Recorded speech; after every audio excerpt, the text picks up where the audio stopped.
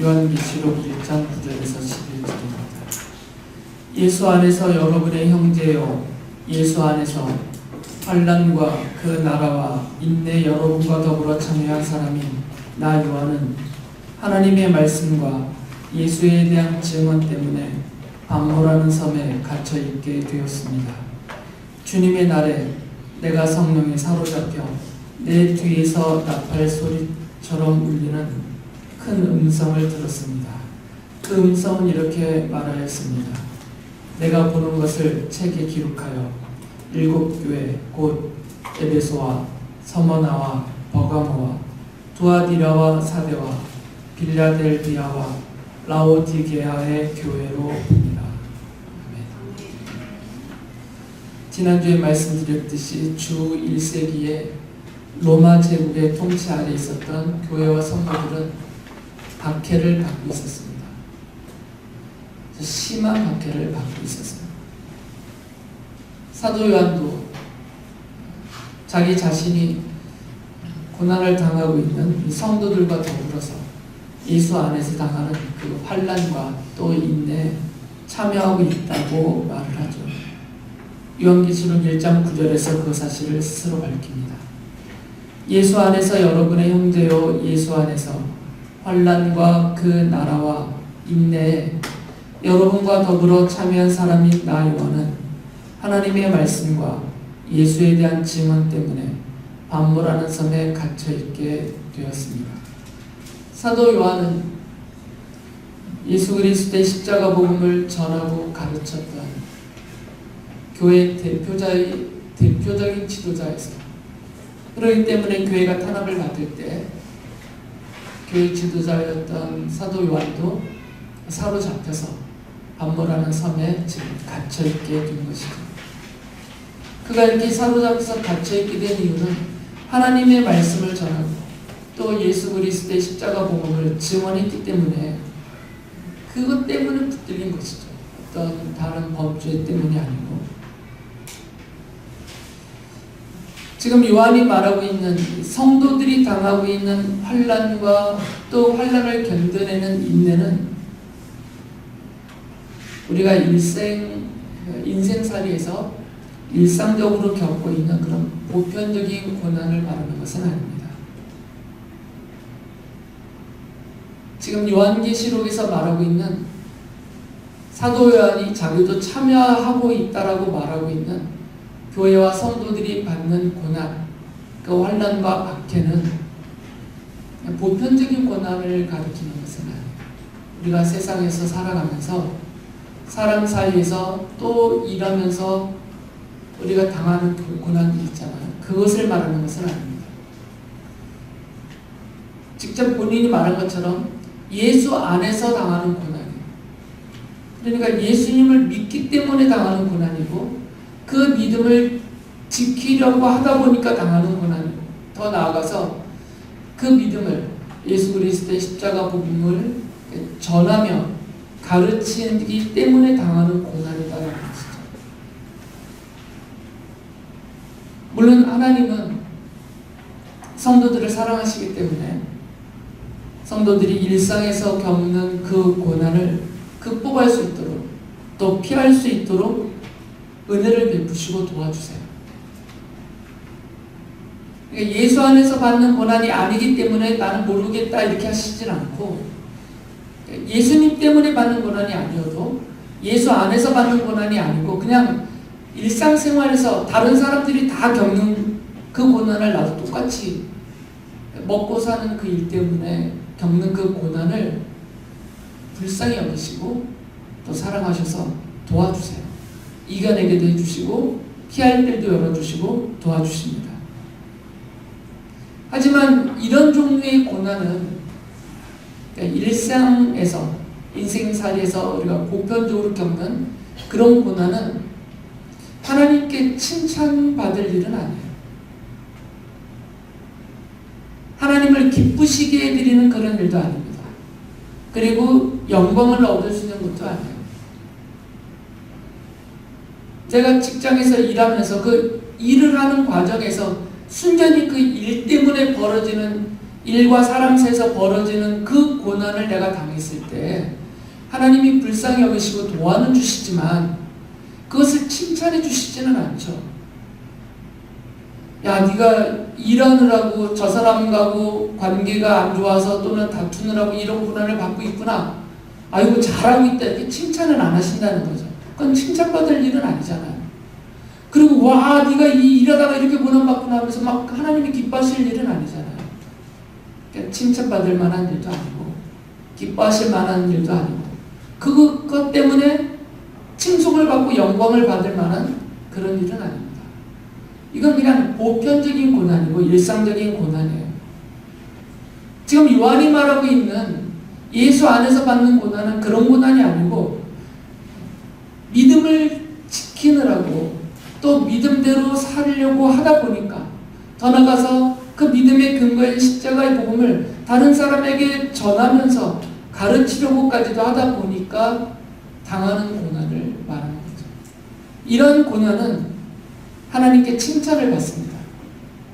그리고 하나님을 기쁘시게 드릴 수도 있고요. 그 고난으로 인하여서 하나님이 주시는 영광도 얻을 수가 있는 고난입니다.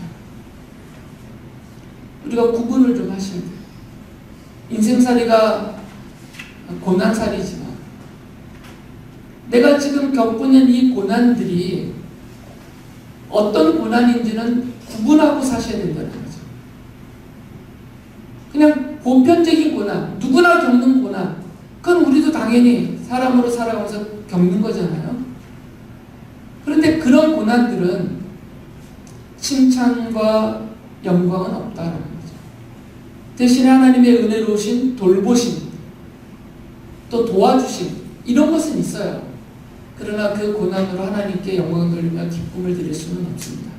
하지만 아무리 부족해도 사회적으로 또 인간적으로 부족함이 많다 하더라도 예수 안에서 예수님의 이름 때문에 받는 고난은 칭찬을 받습니다.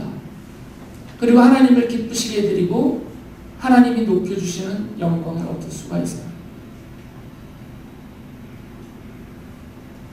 요한은 그래서 이렇게 말했던 거죠. 요한계시록 1장 3절을 보면 이 예언의 말씀을 읽는 사람과 듣는 사람들과 그 안에 기록되어 있는 것을 지키는 사람들은 복이 있습니다.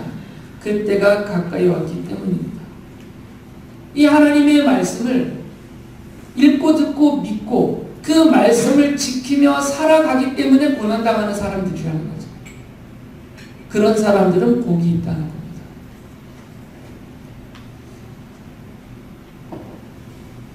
예수님을 안 믿었으면 당하지 않을 고난이 있습니다.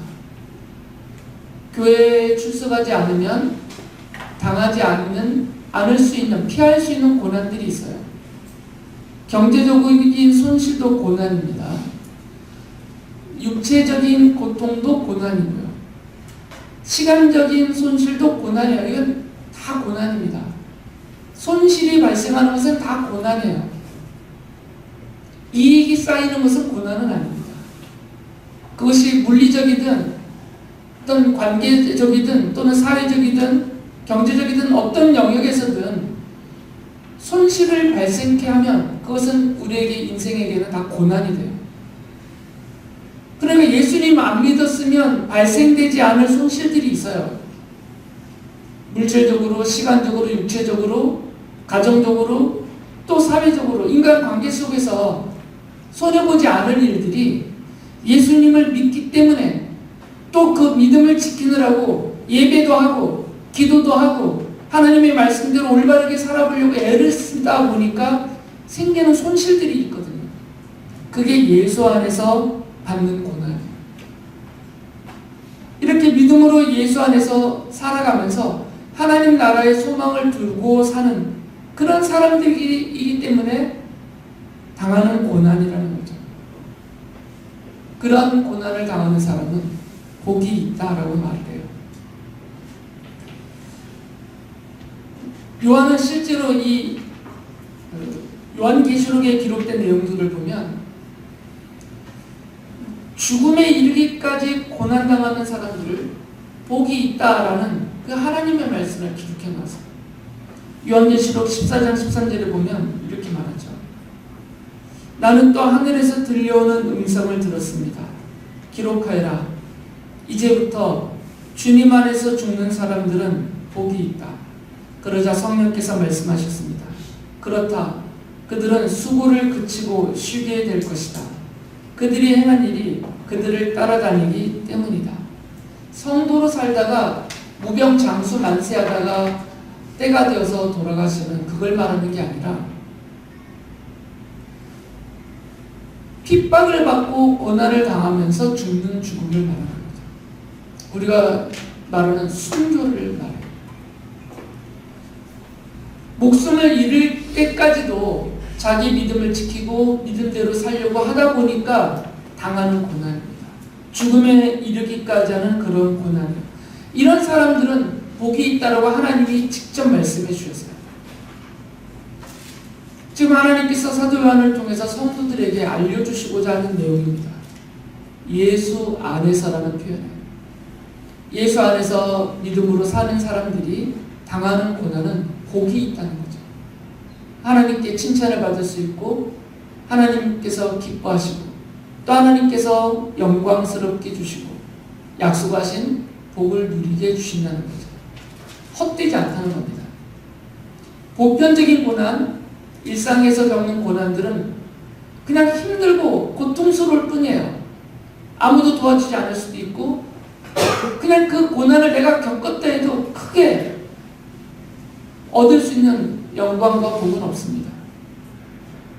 그러나 성도들이 예수 안에서 당하는 고난은 그 믿음 때문에 받는 고난은 하나님이 약속하신 복을 받게 해주시는 그런 영광과 칭송을 얻게 해주는 그런 고난이라는 것이죠. 그래서 주님께서는 지금 주 1세기에 로마 제국으로부터 탄압을, 핍박을 받고 있는 이 고난당하고 있는 성도들에게 이 요한계시록을 기록하여서 보내게 하셨어요. 그리고 요한이 제일 가까이에 있는 요한을 잘 알고 있고 요한이 주력에서 사역했던 에베소를 비롯한 그 주변 일대에 있는 아시아 지역에 있는 7교회에 이 편지를 써서 보내게 하셨습니다. 그것을 보내시면서 칭찬과 책망을 함께 하십니다.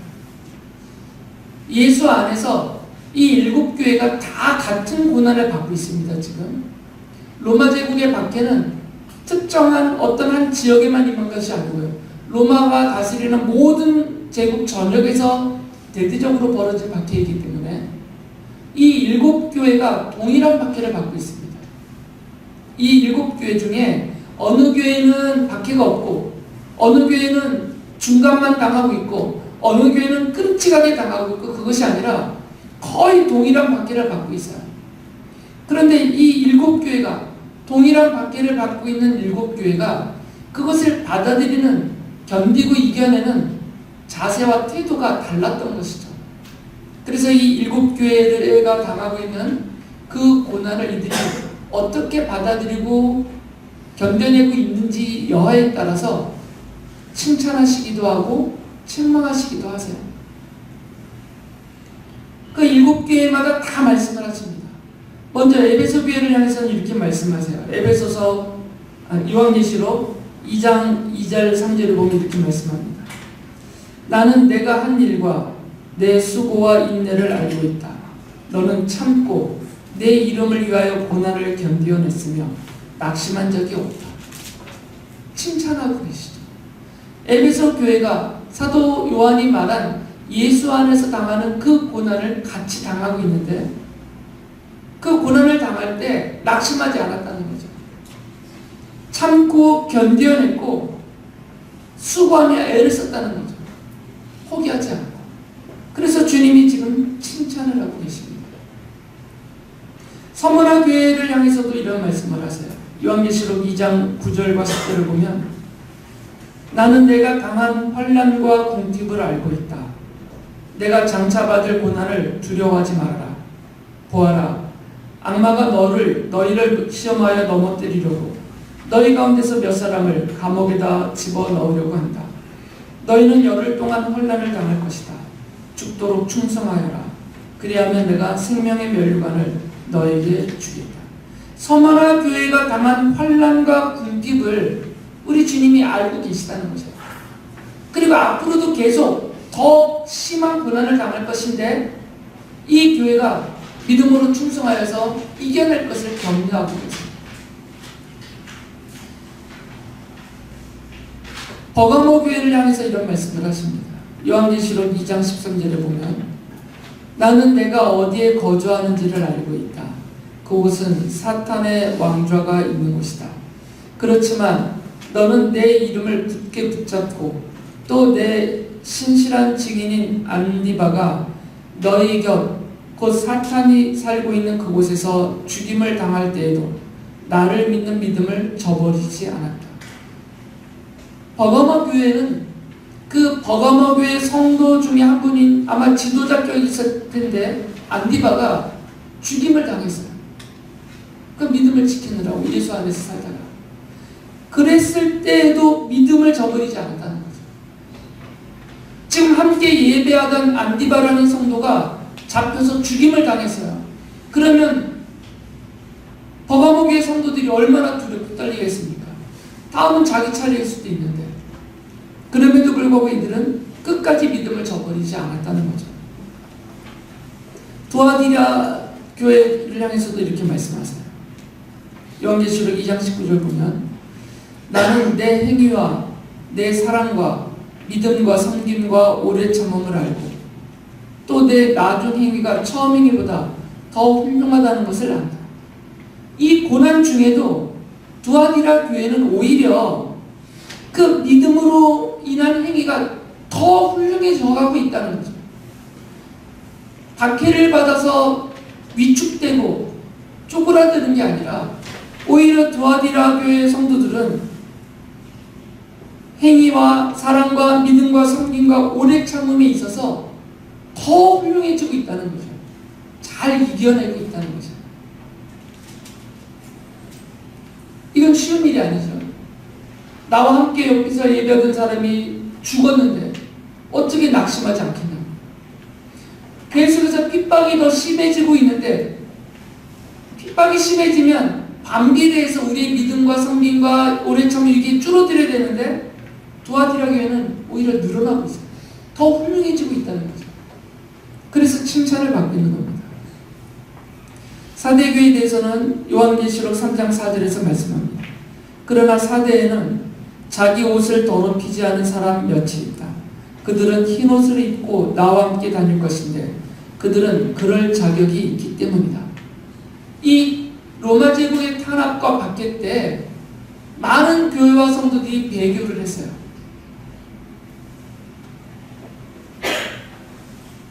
타협을 했단 말이죠. 로마 제국에 굴복을 하고 그들의 탄압을 견딜 수 없어서 타협을 하여서 스스로 여러 가지 명분을 만들어내면서 굴복을 했어요. 황제 숭배는 그냥 이거는 미풍양속에 불과하다. 로마 제국의 통찰에 있으면 그 제국의 시민들 모든 사람은 할 수밖에 없는 그냥 국가의 제도다 이러면서 황제 숭배에 참여를 했어요. 마치 우리나라 일제시대 때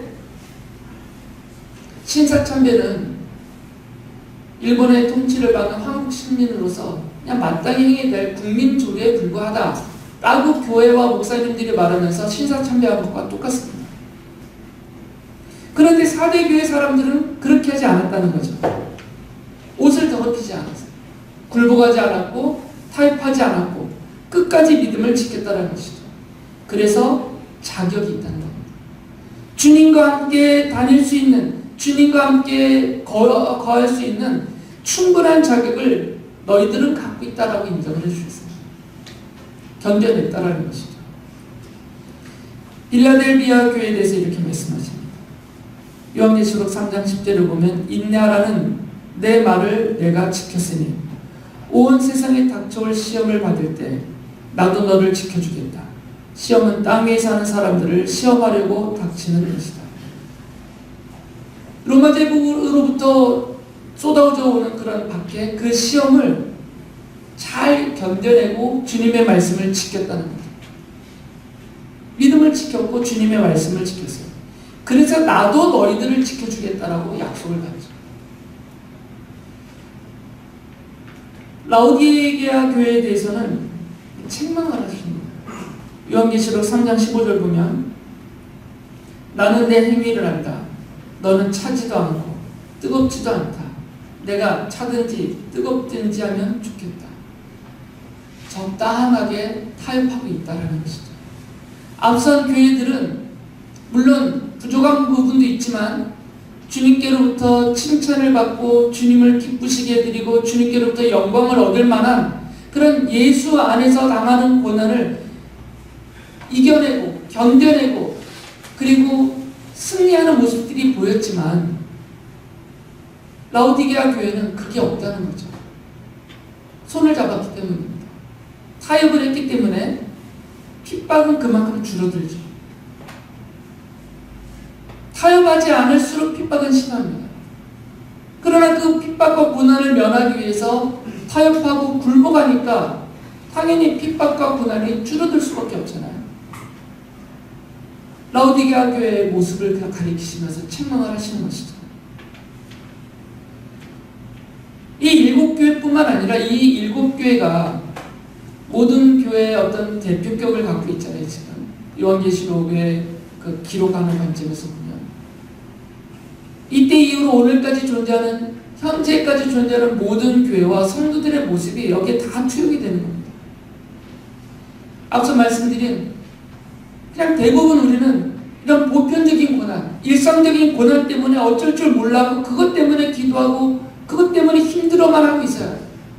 그런데 예수 안에서 받는 이 고난은 피하느라 급하고 뭐 스스로 나서서 굳이 내가 이 고난에 동참해야 되겠느냐 이런 마음을 갖고 산단 말이죠.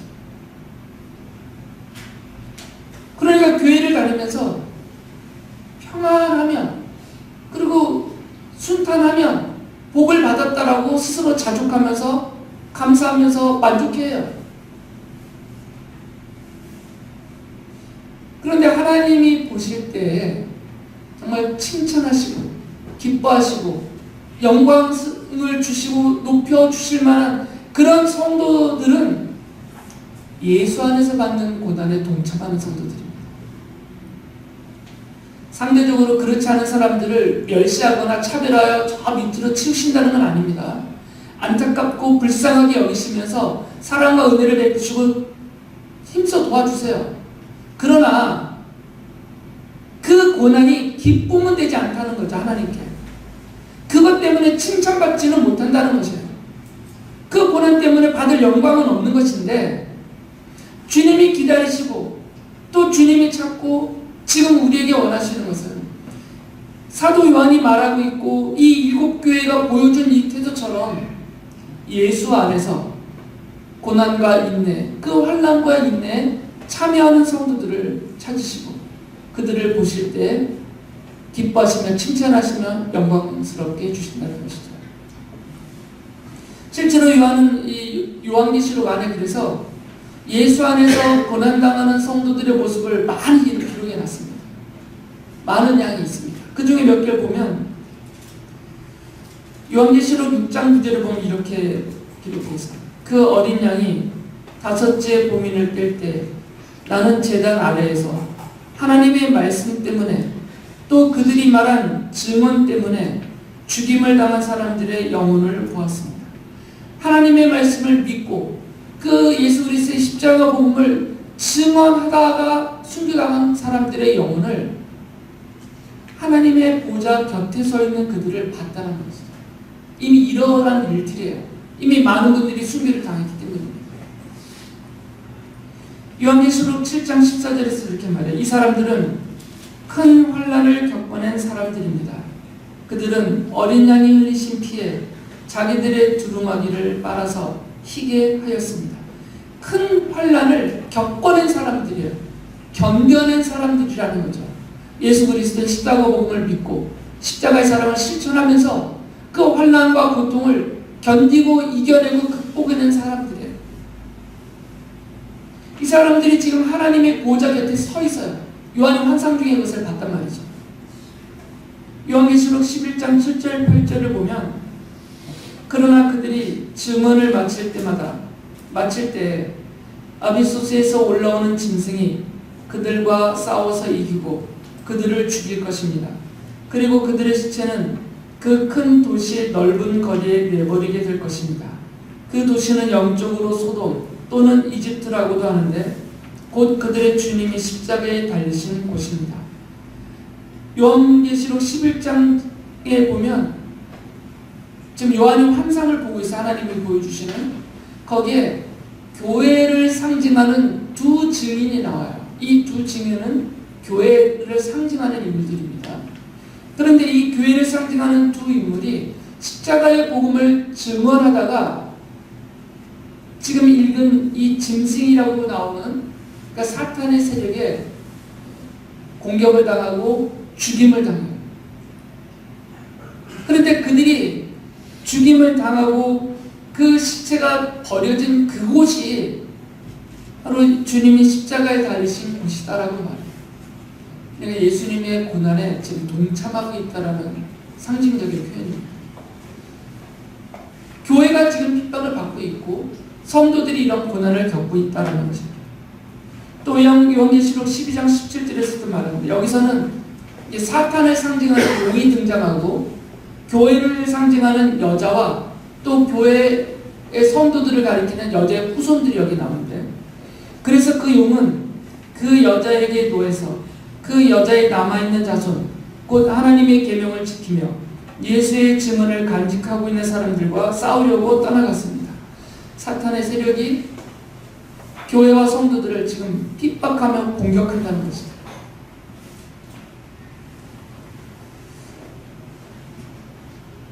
그리고 13장에 보면 좀 길게 나오지만 하나님께로부터 허락을 받은 사탄의 세력이 성도들을 사로잡고 칼로 죽이는 모습을 쭉 설명해요.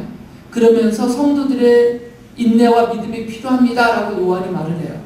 세 구절만 보면 요한계시록 13장 7절에 보면 그 짐승은 성도들과 싸워서 이길 것을 허락받고 또 모든 종족과 백성과 언어와 민족을 다스리는 권세를 받았습니다. 10절에서는 사로잡혀 가기로 되어 있는 사람이면 사로잡혀 갈 것이고 칼에 맞아서 죽임을 당하기로 되어 있는 사람이면 칼에 맞아서 죽임을 당할 것이다. 여기에 성도들의 인내와 믿음이 필요합니다. 15절에서는 그리고 둘째 짐승의 능력을 받아서 첫째 짐승의 우상에게 생기를 넣어주고 그 짐승의 우상으로 하여금 말을 하기도 하고 또 우상에게 경배하지 않는 사람은 모두 죽임을 당하게도 하였습니다. 굴복하지 않은 사람은 죽이기까지도 했다는 것이죠. 요한계시록 18장 24절에서는 로마 제국을 바빌론으로 비유하면서 이렇게 말을 해요. 예언자들의 피와 성도들의 피와 땅에서 죽임을 당한 모든 사람의 피가 이 도시에서 발견되었기 때문이다. 이 이외에도 많습니다.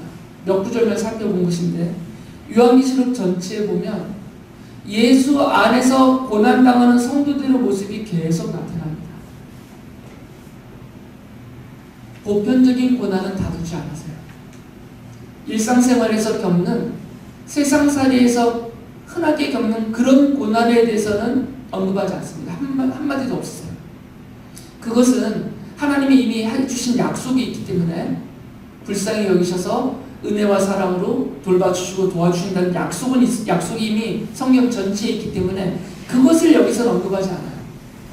예수 안에서 당하는 고난을 언급합니다. 반복해서 계속해서. 그러니까 요한계시록은 수많은 구절들이 예수 안에서 고난당하는 성도들을 향해서 기록되어진 내용들이에요. 그래서 하나님께서는 요한을 시켜서 예수 안에서 고난당하는 성도들을 위하여서 위로하고 격려하고 또 칭찬하고 힘을 다해주고 약속하시기 위해서 요한계시록을 써서 보내셨다라고 분명하게 알 수가 있습니다. 그러면서 덧붙이시는 말씀은 내가 다 보고 있다. 다 알고 있다. 너희들이 예수 안에서 겪는 이 고난, 이 수고, 이 인내, 심지어 죽음에 이르기까지 하는 이런 고통 내가 다 알고 있다. 그래서 내가 너희들을 복되게 할 것이다 라고 약속을 하세요.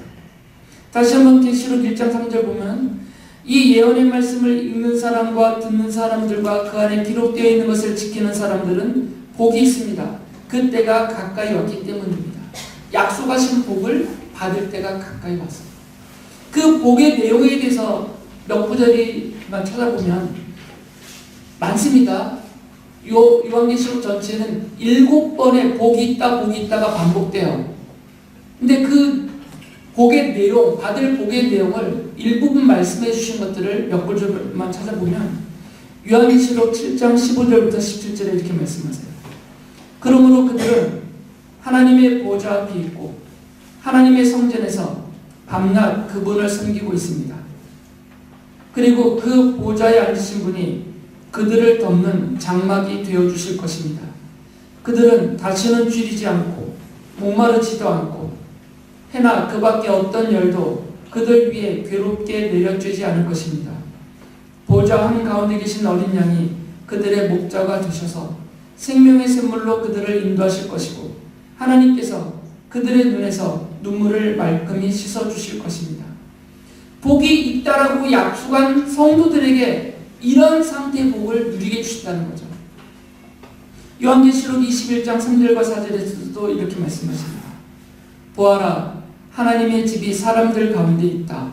하나님이 그들과 함께 계실 것이요 그들은 하나님의 백성이 될 것이다. 하나님이 친히 그들과 함께 계시고 그들의 눈에서 모든 눈물을 닦아주실 것이니 다시는 죽음이 없고 슬픔도 울부짖음도 고통도 없을 것이다. 이전 것들이 다 사라져 버렸기 때문이다. 이런 복을 누린다라는 거죠.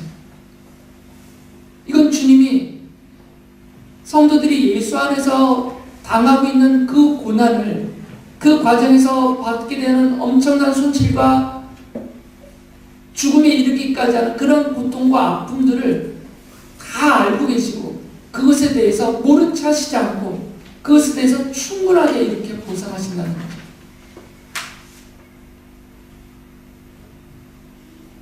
구체적으로 뭐 이 내용이 무엇인지는 따로 말씀드리지 않아도 읽기만 해도 위로가 되는 말씀이에요. 읽기만 해도. 그런데 실제로 주님이 베푸시는 복은 요것만이 아니겠죠.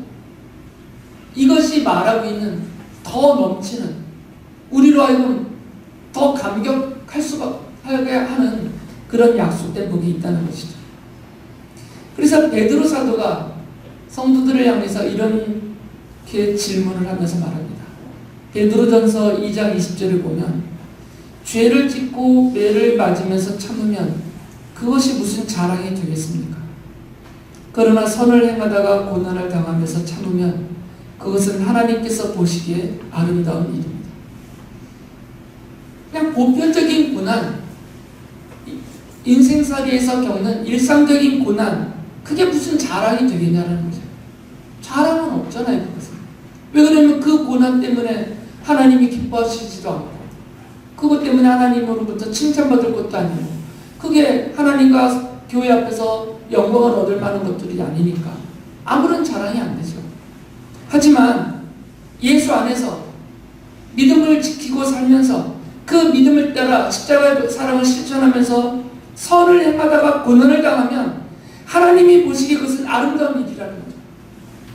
복받을 일이라는 거죠. 그래서 우리는 생각을 해야 됩니다. 지금 내가 당하고 있는 소위 말하는 고난들의 성격을 아셔야 돼요. 나는 지금 어떤 고난을 겪고 있는가? 지금 예수 안에서 받고 있는 것인가? 아니면 보편적인 고난을 받고 있는 것인가? 이 보편적인 고난은 우리에게 그렇게 유익은 없어요. 받을 칭찬과 받을 복과 받을 영광은 없습니다. 신앙 인격을 단련하는 용도로는 쓰이겠지만 그 고난 자체가 내가 사람과 싸우느라고 당하는 고난, 내가 돈벌이 하다가 좀 더 돈을 더 많이 벌려고 애쓰다가 다 겪는 고난, 뭐 더 높은 지위를 얻으려다 사람들과 다투면서 겪게 되는 고난, 이런 고난들은 칭찬도 기쁨도 영광도 없는 고난이에요. 주님의 불쌍히 여겨주심을 입을 수는 있지만 그 자체가 우리에게 가져다주는 복은 없습니다. 과연 내가 예수 안에서 당하고 있는 고난이 있는가를 생각해 보셔야 됩니다. 내가 믿기 때문에, 이 믿음대로 살려고 애를 쓰기 때문에, 그리고 이 믿음을 지키면서 다른 사람에게 이 믿음을 전해주려고 하다 보니까 당하는 고난을 내가 겪고 있는가 생각해 보셔야 돼요. 정말 있는가? 많지 않습니다. 저도 많이 없어요. 그런 고난을 별로 겪고 있는 것 같지는 않습니다. 그래서 성도는 이 요한계시록을 읽으면서 이런 보편적인 고난 수준에서 머물지 말고 주님의 약속을 믿고 주님이 약속한 이 복된 인생이 되게 해주시겠다는 그 약속을 믿고 예수 안에서 예수 그리스도의 십자가 복음을 믿고 따르면서 그리고 십자가의 사랑을 실천하면서 이 당하는 고난을 두려워하지 말고 오히려 적극적으로 믿음으로 참여해야 합니다. 하나님이 여러분을 기뻐하실 것이고 칭찬하실 것이고 영광스럽게 해주실 것이고 약속하신 복을 영원토록 누리게 해주실 것입니다.